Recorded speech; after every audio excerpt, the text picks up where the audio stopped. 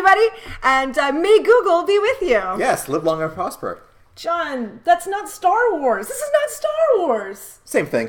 Oh, don't. Don't make me use the Force on you.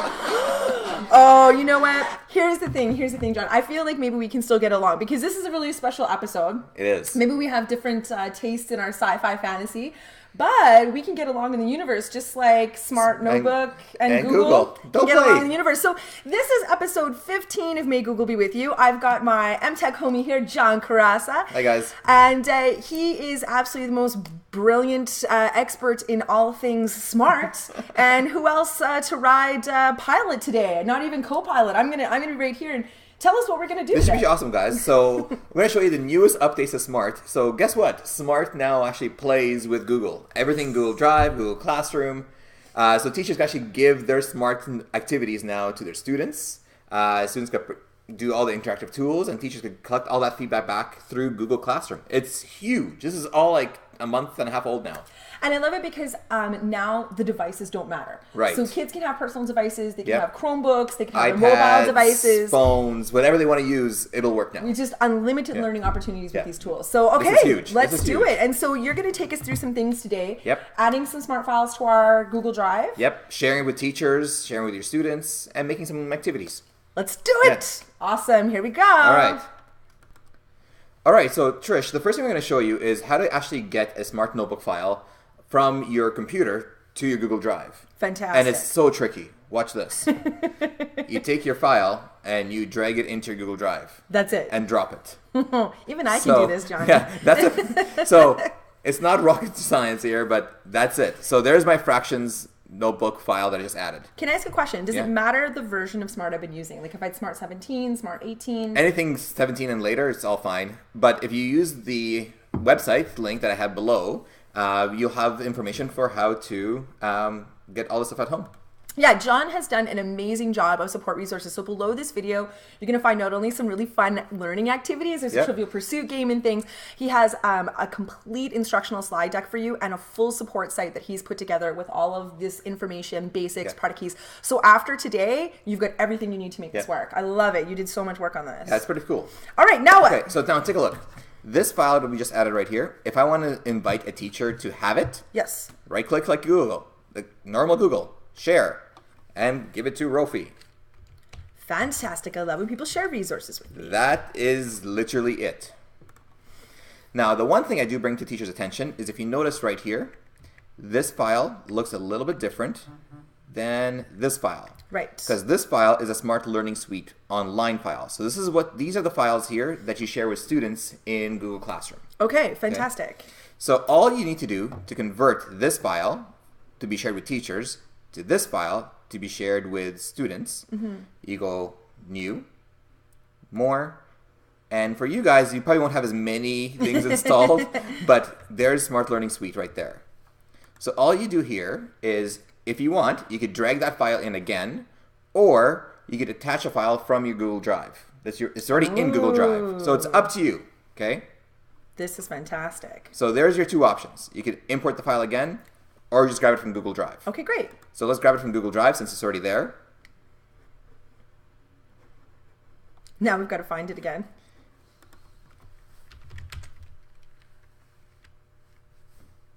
Fractions notebook. Awesome. Okay, so That was easy. that's pretty simple, right? So we're going to show you two different things now. Okay. The first thing we're going to show is how to create an interactive activity so kids could collaborate with the actual board or the actual file. And two, we can set it up so that kids could collaborate with each other. Awesome. Okay? And again, all through any device they want, right? So obviously, if you say you want them to write, a touch device might be a little bit beneficial, right? So a phone, an iPad, an iTouch, tablet, anything that has a touch ability, right? Okay. If you want them to type, maybe a keyboard is... So it's a little bit of pre-thinking a teacher might want to do for the activity they're going to have students work on to choose what's the best tool to use it on. Okay, let's see it. All This right. is great. So here's just a sample. All I have here is just a backdrop, okay? So all these slides have nothing in them other than just those pictures. Okay. Okay. So all you do here, if I want to add, say, for example, an example where students participate with the slide, so an activity with the slides, is I click on the plus button down here, I choose activity, and I choose the activity that I want my kids to work on. So if this is simple shout it out, where kids could send me pictures or text, just click it there, choose, do you want images or text, and choose how many responses you want from your students, and whether you want your students to show their names or not. Hit finish, and there's your activity. And the default is shout it out for the title, but you could say, you know, fractions around the school. Awesome. Right? So now kids could go around the school and capture examples of, say, for example, the tiles on the floor and make them into groups of 4, groups of 3. Where do they see fractions in the building? Take pictures and be able to send it to you. And send it to you. And it's instant. It is like there's actually no lag whatsoever. This is awesome. Okay? Now, here's another really cool way of using the exact same tool.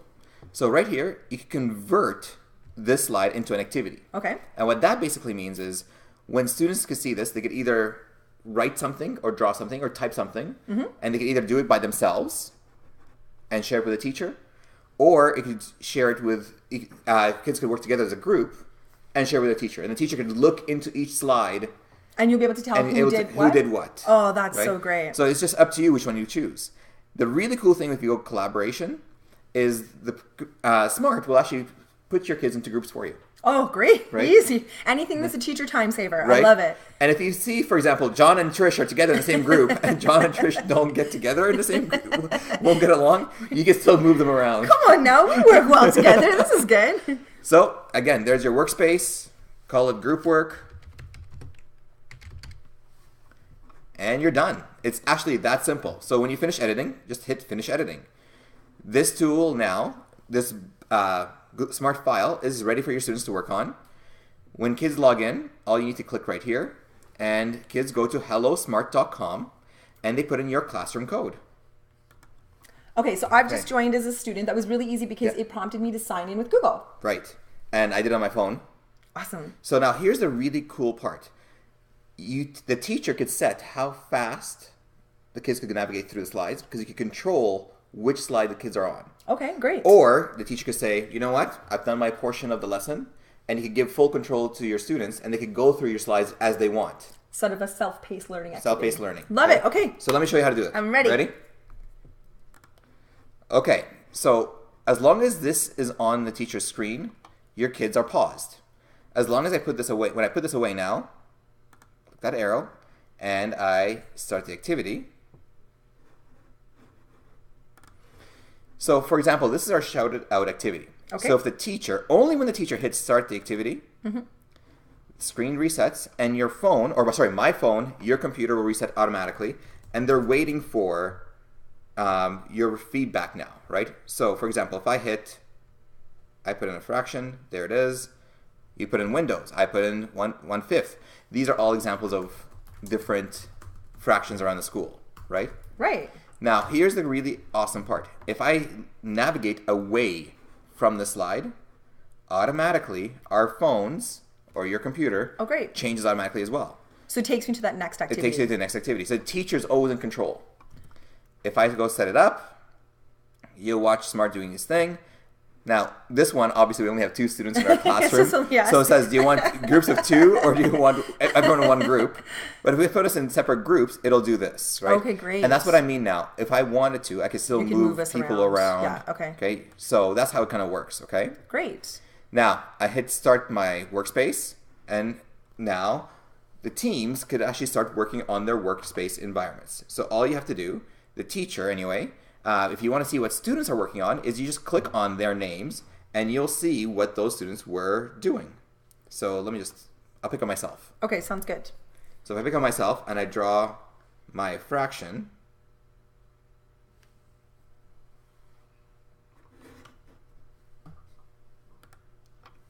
all right, so I drew 1/2 on mine and a pizza and a pictorial example. So all a teacher has to do is just click on the workspace, and you'll see that student's work. All right, so you can see student work like live as they're drawing it. So this student, me, 1/2 pizza. There's an example of a pizza. And they could include pictures on here, text, inking, whatever it is. So you have to use Bing. Right. Okay. Online images, website images if you have the link, the URL already. Perfect. Text boxes you could do. Yeah, it's an awesome tool. Well, and I love because as I'm looking at this as a teacher, the first thing I'm thinking back is I could use the inking tools to give them some feedback. Right. So a teacher could use the 2 buttons up here to cycle through their teams. Okay. Teacher gets these options, and they could either use the inking features, and they could use text features, and they could give feedback back to their students. I love this. Okay, now there's one more really great thing you're going to show me. So before I show you the sharing to Google Classroom, I just remembered one thing. Okay, and it's just this one button right here. Okay. So right here, we're on teacher pacing right now. So wherever the teacher goes, the students follow. Okay. But if I want to go to student pacing now, if I click on to student, now students could use these arrows and could go to any slide they want. That okay? is So really the teacher great. can say, I'm done my activity now. I'm done my lesson portion. Go through these slides on your own. Do these activities on your own.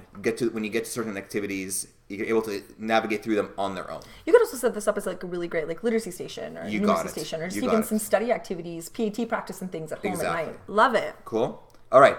Now here's the part that everybody, when I show them all these new features in Google and Smart, really wants, which is how to get all this into Google Classroom. That's it. So let me show you. It's mission control. Right. All right. So here's where the magic happens. Awesome.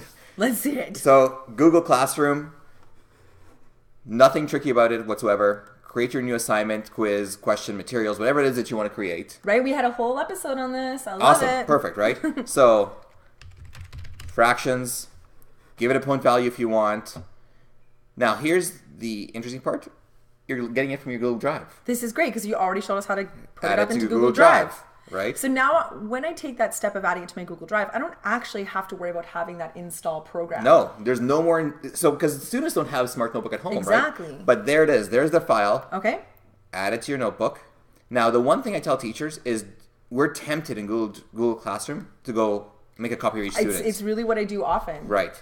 With Smart, just let it be as student can view the file because they're using Smart permissions on all your slides, right? Because you have some slides that are shared, some slides are not, right? Okay. And you can't really do that in Google Classroom because Google Classroom is either the whole thing is shared or not, right?